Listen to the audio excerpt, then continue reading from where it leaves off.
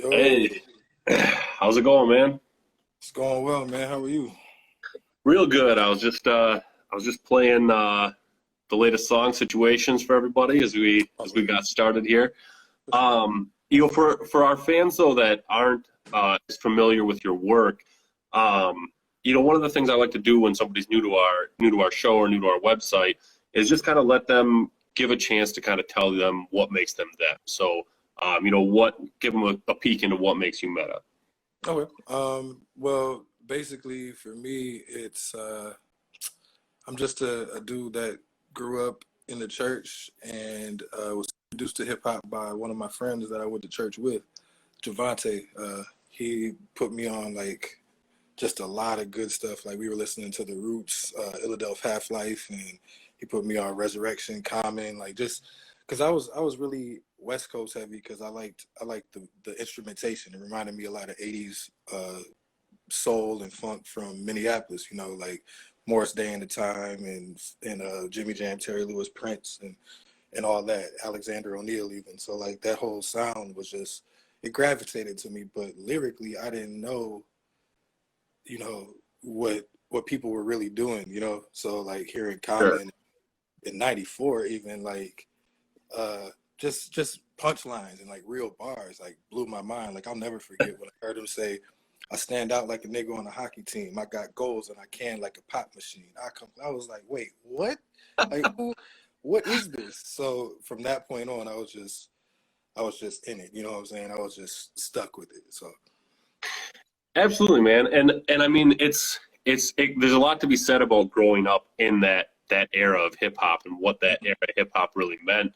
I know you brought up the Roots as well, and what those guys have done and continue to do, and it's great to see them hit the recognition they have. But I remember seeing them at Soundset a mhm. hand years ago, and just being like, this like that's like an iconic thing. Like there's a lot of things that I've seen that have been like iconic moments, but when I got to see the Roots, I remember being like, I'll watch this all day long. I'll sit here and especially coming from me, I had a band background. I grew up playing baritone, so I played instruments a lot of my life, and so seeing that live band aspect of or like big band aspect of hip hop was always something that I really appreciated too. Yeah, for sure. Yeah, it was just different. It was cool seeing a real band, but they were just strictly hip hop. That was monumental to me, So I think that.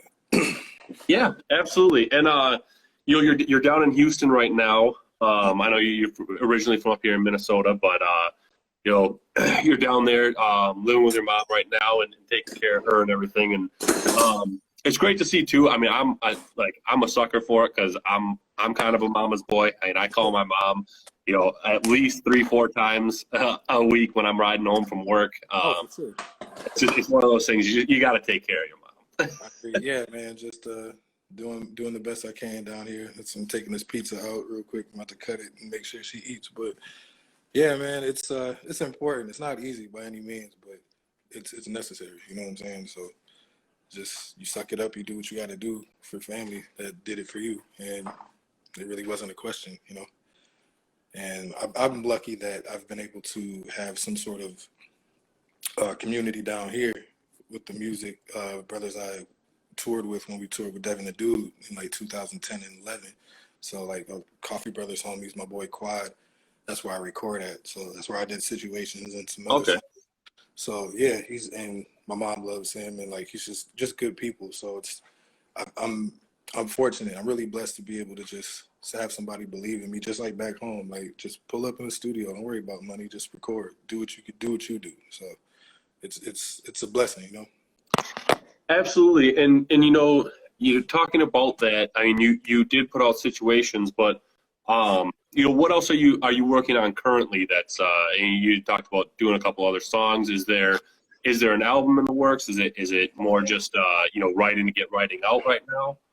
Yeah, I'm I'm working on a mixtape right now, and I'm also working on an EP, both produced by me. So trying to get my production out because I've been on that since I haven't been recording everything. I mean, been putting out projects since moving down here. Like any little free time I got, I just make beats. So I've just been trying to incorporate that into like my music because a lot of people didn't know I was doing that. So Absolutely, and that's and how has it been? You know, taking on that side of things. It's one thing when you get a beat and you're ready to go on and just go off on it. But what's it been like to produce? Do you find yourself producing to something that you would want to be on, or do you find yourself just kind of experimenting with a lot of stuff?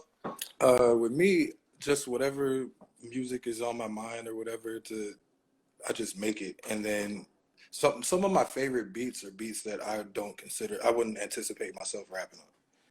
So, uh, yeah, I'm really into the whole thing of producing for people. Like, I make a beat and I'm like, it would sound great on here. So, like, send it to my boy Tech, or even like Stilo Real. He like hit me up for beats, and he just put out a performance on the Wise Men podcast. It's on their IG or whatever. But yeah, he made an incredible song to something I recorded. I mean, I produced. So it's just really cool to be able to do that and be on the other side of the boards. You know. Absolutely, and that was a great track as well that CeeLo just put out as well. So I wanted to get into a little bit of everything that went around situations. Starting with I talked a little bit about this with Muja on Muja Messiah on Friday, and him looking back at Northside Nightmares. And so looking back at a track like If I Die in 2016 with Wyclef Jean. Yeah. It's great that a song has longevity and continues to get played and people hear it and hear that message, but there's also the side of it that's like it's still being relevant to today. Yeah. How do you kind of balance that idea? Well, I guess like what was the question again? So balancing. Yeah, balancing. I know music always comes from a place of what's going on in the world right now, but Yeah. it seems like more and more often we're looking back at these songs and going, it's not changing, and there's kind of a bittersweetness to it. So I guess just your thought process on going through a song today. Yeah. I don't know. The sad part is it's something that I'm very attached to as being a black man in America. So I'm not. There's no shortage of material, unfortunately. It's always something on my mind. It's something that's prevalent. Like a lot of the police killings that have happened. A lot of people are from Minnesota, and I went to high school with Orlando. Like it hit home, and I feel like it's sad that it's so relevant, but it definitely is. Like I've got songs from 2013, 14 that still apply to exactly right now, and it's really just a testament to we've come a long way and we still have a long way to go, and I think with the new song I didn't want to preach and I didn't want to be sad, because to be honest, I'm past both of those points. I'm past preaching and yelling, trying to get my point across, and sick of crying about it. I just wanted to be really matter of fact and try to verbalize everything I was feeling when I sat down for that hour and just wrote. Like I wrote that in an hour, just straight hour, and then went to my boy Quad's house and recorded it. So it came out exactly how I wanted it to. I remember Quad hearing it.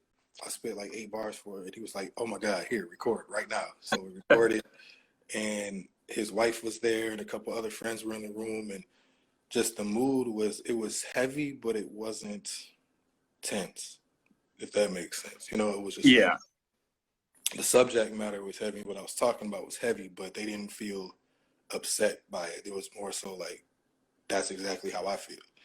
So I was glad to be able to just verbalize how a lot of people are feeling right now. Like not everybody's up in arms, not everybody's sad. Most of us are just tired of the same old thing, and that's pretty much what that was. Yeah, and I think it is important for everybody to be able to speak their voice on the matter and what they're going through. Right. And it reminds me too, because music is something that has carried along with every sort of type of movement. And it goes back. I mean, there's a famous quote from Martin Luther King that the freedom songs are playing a strong and vital role in our struggle. And I think, what is the importance to you, not just of this movement, but really of music in all of its forms as a protest in itself? I feel like it's extremely important. I remember Nina Simone saying, they were like, it was when she was making her really political songs, and they were asking her about, being afraid of losing her audience because, she moved to France. So there was a lot more white people out there, and they were into her music or whatever. And she said, if I'm not of the moment, I'm worth nothing, pretty much. You know what I'm saying? Like, being a vessel of what's going on just socially in the world. Like, you don't have to be black or white or anything, but just having anything that needs to be talked about, because historically nothing's changed in the long run. Everything is still, I don't know, it's nuanced, a lot different these days. I think it's not as blatant, but we're kind of getting back to that with how things are going with these protests. People are being more blatant in their hatred, and it's an interesting time, really. It's an interesting time, and I feel like music is a good soundtrack for people's emotions, whatever those emotions may be.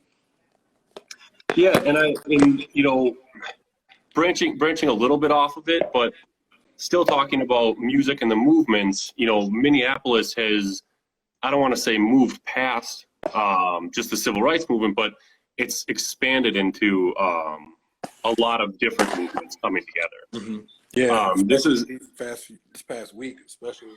Right, and so and it's something that I think becomes a conversation that is important to have in this time, and I think it's great to see it happening in Minneapolis. It's horrible that that's what had to happen to have this conversation. But what do you? And I know you've been very active in this. I'll let scene. you say hi to my mom real quick. All right. Food. That's Mom. Hi, Mom. How are you? Hello, Mom. What's up? How's it going today? It's good. You ready for pizza tonight?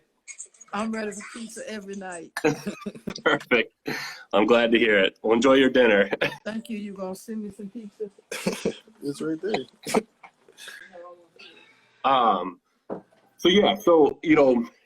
Talking about the movements that are coming together now, you have a movement for Black trans lives. You have more acceptance coming on with the gay community within hip hop, within everything that's been coming to light lately. And I guess how do you feel about the importance of all these movements coming together at once? I think it's extremely important. I think nothing can really change until real change is involved. Meaning there has to be more representation of all sorts of people. The change is not going away, no matter if you agree with it or disagree with it. Trans lives, matter as well. They're human beings, and they have voices just like the rest of us. So I feel like any disenfranchised people deserve their time, deserve their say, deserve their platform to speak their minds and to be represented and recognized. Absolutely, and I think it's also speaks to looking to the world. The youth speaks a lot towards what direction the world's going in, and coming from a musical standpoint, I'm sure you, to an extent, keep up with what's trending in music and everything like that. Yeah. But also from a social standpoint, how do you see how do you see the importance of the youth in our world right now? The youth are everything, man. The youth drive what's going on. They're the heartbeat of what's happening. Adults or older people have the blueprint, but we don't have the architects. The youth are the architects. You know what I'm saying? And you can't build anything without the foundation of youth and younger people and their spirit and their soul of wanting to change how we came up, or people, my parents' parents, just breaking tradition. I think most tradition is trauma, and it's hard to unlearn that because you've been told it's a part of who you are, and I don't think that's necessarily always the case. So it's really just about, you know, listening to the kids that are watching. They're watching us move and are learning, either learning from us to emulate or learning from us, like, I'm not going to move like that, you know, watching us mess up and be like, okay, this is what I'm going to do differently. So um I know it's cliche, but they are literally the future of everything going on, and it's time we listen to them more, you know, instead of just critiquing everything young people do, or you're millennials, or you don't know your history about this, or from music to whatever. Like, stop criticizing and start uplifting. You know what I mean? Like, And I see it both ways. I mean, I do find the importance in listening to the youth, and I also find it important for the youth to talk to people in older generations and to understand where they're coming from. I've had this conversation a lot about knowing both sides of the argument. So if you're not willing to sit down with, you know, the person that's super racist or the person that's pushing for socialism, and realize really, you know, what people are pushing for, and grow to understand whether or not you believe that, I think is the big thing. Because when I talk to people I don't believe in, or like that don't hold the same values as me, I push myself to understand if I really hold that value. Do I hold it just because I've been told to hold it, or do I hold it because, you know, I truly believe that myself?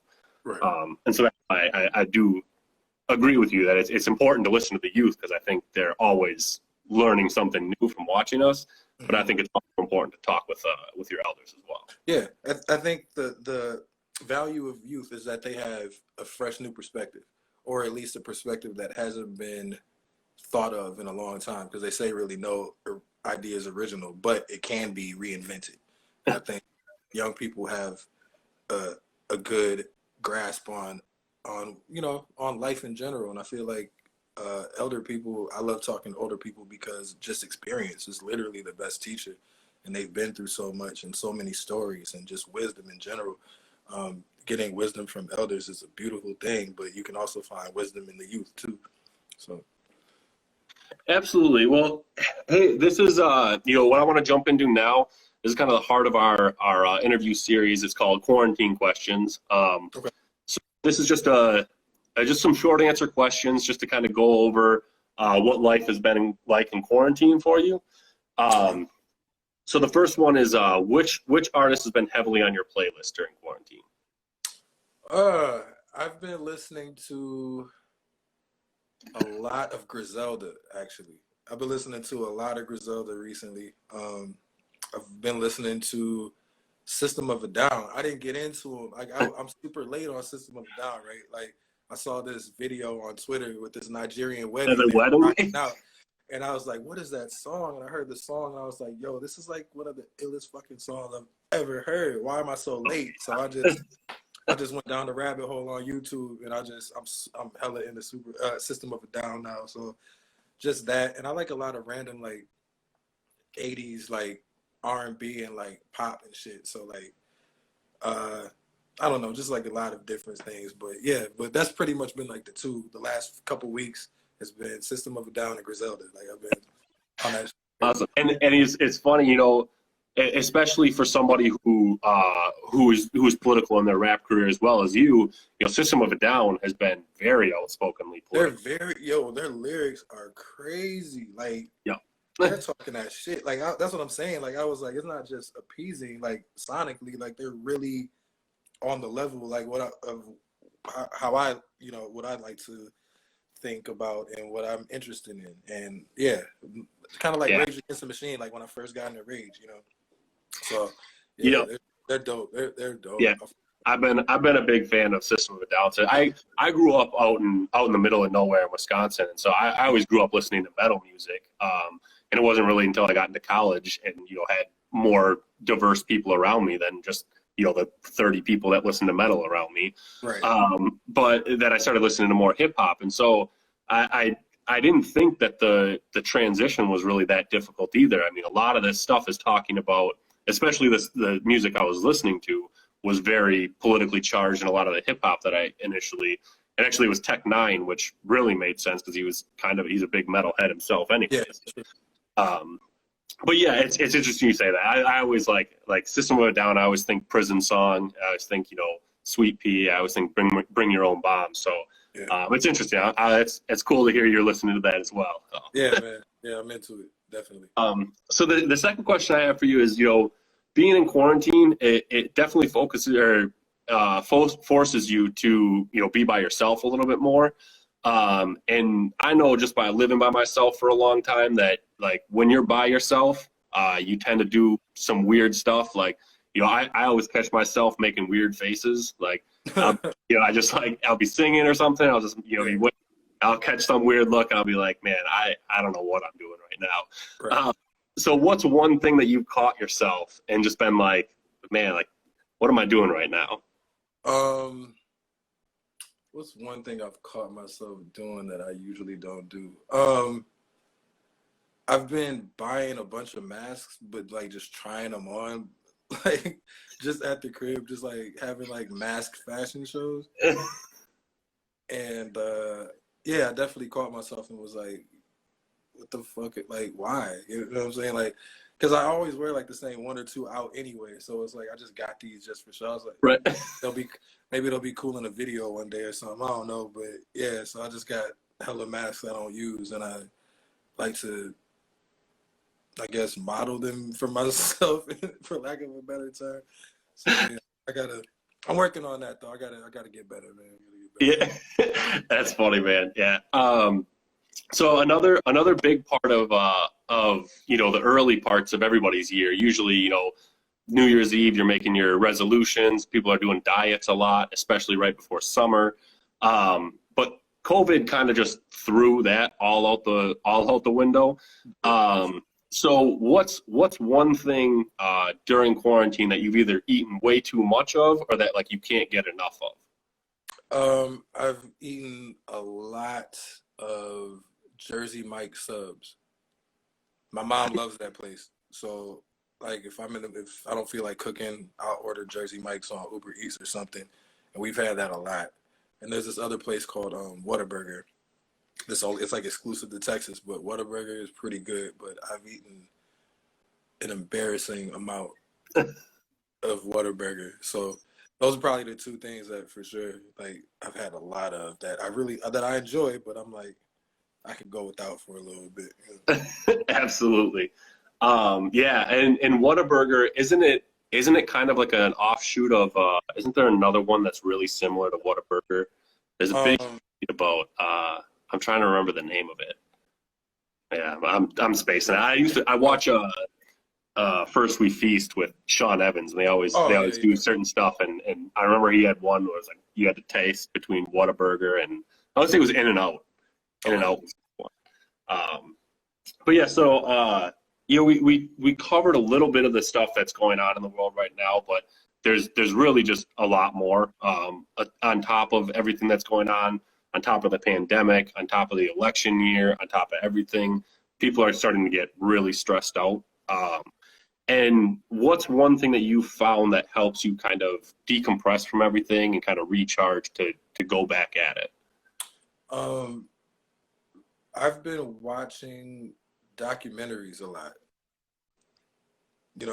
I've been doing. I usually do that, but I find a little peace in that. Just learning. I like to learn. Just keep my mind going. And actually, another thing is, words with friends calms me down. Playing words with friends really relaxes me. So those are two things that I definitely do to kind of like wind down, or cook. I like to cook too. So cooking is good therapy for me too. So what I imagine that words with friends also has got to help you a little bit when you're thinking of new words, thinking of new things to go through. For sure, absolutely. What's a couple of documentaries that you suggest for people?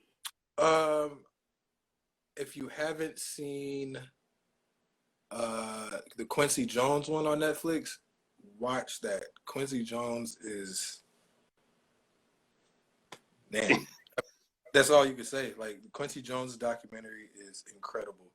I don't know. I like a lot of true crime documentaries too. Some of them are like too sad that I'll be like, I don't know.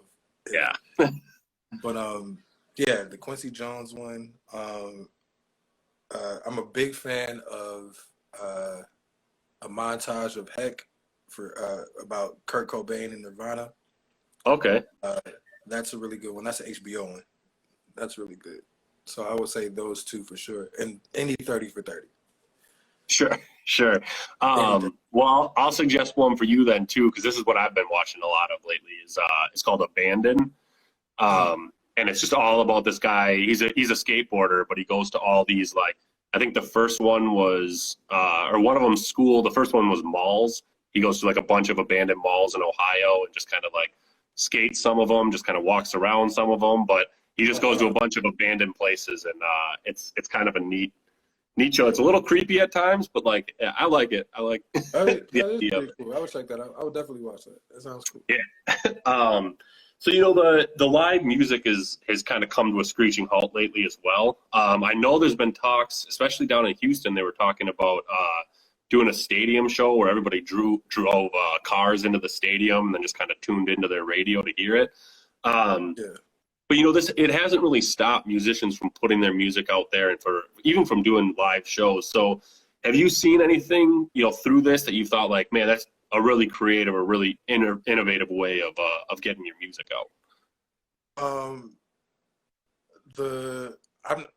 not a fan of Fortnite. I don't play Fortnite, but that Travis Scott Fortnite concert was like the coolest shit I've ever. That was insane. I was like, okay, yeah, he figured it out. Like he's got it. Right. Like, that was the coolest shit I've ever seen. I think. Absolutely. Yeah, I couldn't believe that he pulled that off together, and like so many millions of people play Fortnite. So then for just all of a sudden, like it was nuts. That was nuts. I was very impressed with that. And yeah, I couldn't believe that he pulled it off. I think I think we're nerdy and them doing some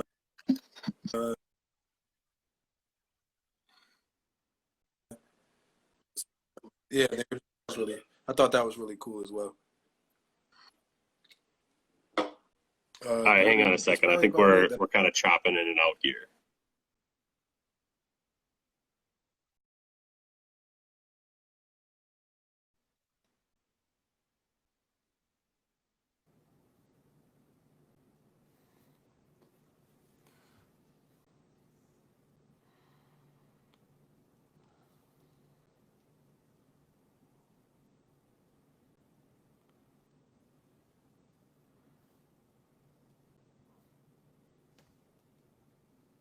One second here, guys. We just cut out a little second here. We're going to try and get Meta back in here.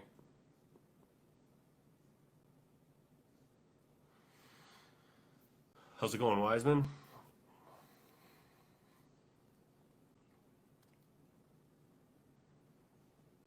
All right, he's back in here. We're just going to wait for this to load back up. Not sure what happened. All right. No, we're all good. So, yeah, you were just saying, and then Nerdy as well. Yeah. I enjoyed what he did, and I thought that was a really cool idea as well. Yeah. Awesome. Yeah. So the last question I have for you is, with society starting to slowly open up, I know, Texas has been going through a lot lately with rising cases, but certain areas are starting to open up. What's one thing that, like, aside from live music, that you just can't wait to come back into society? I really want to go bowling. Okay. I want to get some homies together and go bowling. That's like, long story short, that's how my mom and dad met. My mom was a semi-pro bowler. Okay. My dad was a pro bowler. That's how they met. And that's awesome. So like every Friday when I was younger, we would go bowling. That was like our thing. And then we got older and we'd stop doing it. But I'm not the best at it, but I just love it. I've always had fun playing. It's fun to do, have some drinks with some friends and just talk shit and bowl. So I really want to do that. And then usually good bowling alleys have pool tables and darts. So I like get all my rounds in. I just want to do that, just be social and play some games. That's it really. And maybe go to the movies because my mom and I and my aunt, we were going to the movies a lot before all that hit. So I know my mom misses going to the movies. So my average is Yeah. about 145. Not And crazy, that's good. but decent. You know what I'm saying? Nothing crazy, but decent. Well, hey, when you get back up here, we'll hit some bowling lanes. I used to bowl a lot when I was younger too, and I'm kind of the same way as you. Like where now, if I go bowling, I like to just go have a few drinks, bowl a little bit. I play a ton of foosball as well. So I've I'm good always at played. football too. Yeah. So I so can play football. we'll go out. There's a spot in Northeast that they have huge foos tournaments every weekend. And Oh yeah, only I'll be down. I haven't played in years, but we used to play on the U campus, so we would play Edward 40 hands and play that, and you had to but you had to drink after every goal, no matter if you scored or if they scored. yeah. So yeah, and we would just do round robin tournaments and like put money in the pot. Then you get like $250, $300 if you win or something. So yeah, I can play. I was playing with the frat boys and shit. So Absolutely, and that's where I learned when I joined a fraternity, and I went to Michigan Tech up in the UP. So, but we always, it was like there's like three fraternities on campus that really played, and mine was one of them. So learning some of these guys are just like unbelievably good at food. oh Like yeah, sure. I'm nowhere near that level. Yeah. Some dudes are crazy. Yeah, I'm decent. I'm good in the sense of like if you saw me play, you'd be like, oh damn, I didn't realize he was that good at foosball. Right. But not like oh he's the best I've ever seen. Right. I'm sneaky if you've never played against me, but then once you like that, then I can be taken down pretty easily. Right. Well, hey, the last thing I want to kind of let or do here is kind of give the spotlight to you, let you kind of talk to the fans, to everybody, let them know what you got coming up, if you have any merch, and just really talk to them about whatever you'd like. Yeah, I do have a page where you can get my music at. Most of my projects is happyimpresent.bandcamp.com. Yeah, it's like a lot of older stuff, but if you never heard it, it's new to you. And I'm working on some, like I said, like a mixtape. And pretty much my mixtape idea is just like old samples of like songs I really like, but then flipping them different, like just producing it myself, reproducing it. So, but since their samples are like uncleared samples, there'll be a mixtape, but it'll be produced by me still, and then like an EP. Then I got another EP with a producer that is pretty big, pretty established, pretty cool. I got to hold off on that one because Yeah. we haven't made any music yet, but we are in the process of getting it together. So I have to have another conversation with him this weekend, I believe. And if that happens and everything's a go, I'll be happy to relinquish who that producer is that I'm working with. So Perfect. Well, yeah. I'm looking forward to hearing about that. Yeah, man. So I'm just trying to keep busy and still take care of mom every day and just do what I got to do. And probably got to, she probably wants some more food, I'm sure. But, oh yeah, and also wanted to shout out all of the women and survivors that have been coming forward about the abuse in the city. It's a deep time, man. It's heavy. It's sad. It's sad all around. It's sad that a lot of people that I was cool with are, were pretty much leading double lives. It's sad that so many women have such a terrible thing in common with so many dudes. You know what I'm saying? And just as we were talking about earlier, it's just time. It's just time for change, and it's time for people to step up and to step forward and just speak their truths, whatever those truths may be. So the women that are coming forward are completely brave. They're completely, man, I can't imagine. So my heart is with them, goes out to them. I stand with all women that are survivors and victims of abuse of any kind from men, and I will always stand with them, and I'm always have their back. As you can see, like I'm in a house with women. My aunt and my mom are two of my biggest influences. So I could never, I don't know. I'm a man. we ain't perfect. You know what I mean? I got my own shit, but I've had to learn my own relationships with women and what I was doing maybe that was detrimental and not progressive going forward. So I don't know. I think this is just a big time. It's an important time, and women are really changing the landscape of Minnesota from activism to this, you know, and just start listening to these women, man. That's really all I gotta say. But I'm proud of them, love them, salute to them. Absolutely, and I you know, I echo the sentiment in that, but in a lot of ways, you know, what we talked about, you know, when I told you right off the bat, I call my mom, you know, daily when I'm driving home from work. You know, having a strong female presence in your life, I think, is important. I've always grown up and been friends with a lot of women. Me too. It's just always been something of my nature because it felt normal to just, you know, be around women and to do that. And Women are and just it dope. They're just dope. Why wouldn't you just want to be around women in right. a sexual way, just in their energy, like the divine feminine? Why wouldn't I want to be around that? You know what I'm saying? Like, it makes you want to be better as a man. You know, like And that's what I was going to get into is, you know, now I see it, and like you see the ability of women to do what they're doing now and to be doing everything they've been doing. You know, a lot of people aren't aware of all the things that were happening to them, but they were still putting out crazy music. They were still going to all these shows. They were still putting on live shows, and so like that's something that I think really gets understated in what's going on right now. As I think about all the progress that they've made with holding these things on their back, and I'm hoping now that they've been able to get them out that it continues to push harder in growth for everybody as well.